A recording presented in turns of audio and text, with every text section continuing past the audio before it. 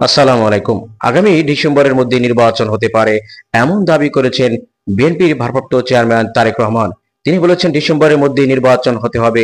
তিনি ইতিমধ্যেই তাদের নেতা কর্মীদেরকে আগামী নির্বাচনের প্রস্তুতি গ্রহণ করার কথা বলেছেন। এছাড়াও বিএনপির শীর্ষ নেতারা প্রতিনিয়ত নির্বাচনের দাবি জানিয়ে যাচ্ছেন। তারা বলেছেন যে ডিসেম্বরের মধ্যে নির্বাচন হতে হবে। যদি অন্তর্বর্তীকালীন সরকার নির্বাচনের তারিখ ঘোষণা না করেন, তাহলে বিএনপির পক্ষ থেকেই তারা নির্বাচনের তারিখ নিজের ঘোষণা করবে। মূলত শেখ হাসিনা সরকারের পতনের পর বিএনপি যে বিষয়টি সবচেয়ে বেশি জোরালো দাবি জানিয়ে যাচ্ছিল, সেটা হচ্ছে অতি দ্রুত একটি গ্রহণযোগ্য নির্বাচন। কিন্তু বিএনপি ছাড়া অন্যান্য অনেক সংগঠনই রয়েছে যে তারা বলছে প্রথমে সংস্কার হবে, তারপরে নির্বাচন ঘোষণা করা হবে, তারিখ ঘোষণা করা হোক।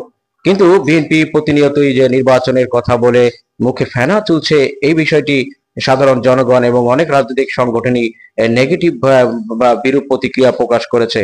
তারা বলেছে যে শেখ হাসিনা সরকার 16 বছর দেশ চালিয়েছে, তখন তো বিএনপির এই দাবি দাওয়া পূরণ করতে তারা ব্যর্থ হয়েছে। রাষ্ট্র ছাত্ররা তাদের বুকের তাজা রক্ত দিয়ে শুধু একটি নির্বাচনের জন্য বিপ্লব সরকার গঠন করেননি।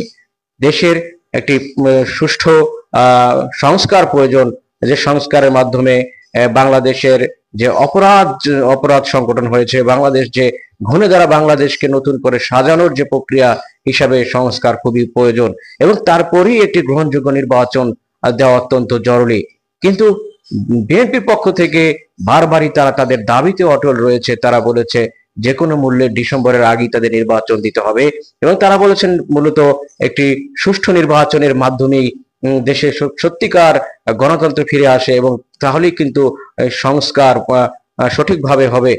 কিন্তু আহ অন্তর্বর্তী সরকার সুস্পষ্টভাবে তাদের সর্বশেষ একটি তারিখ ঘোষণা করেছে। সেটা হচ্ছে, ডক্টর ইউনূস বলেছেন 2026 সালের জুনের দিকে নির্বাচন হতে পারে, এবং তারপরে তিনি দায়িত্ব থেকে সরে দাঁড়িয়েবেন। অর্থাৎ এই মুহূর্তে বিএনপি মূলত নির্বাচনের জন্য বেশি আগ্রহ প্রকাশ করছে।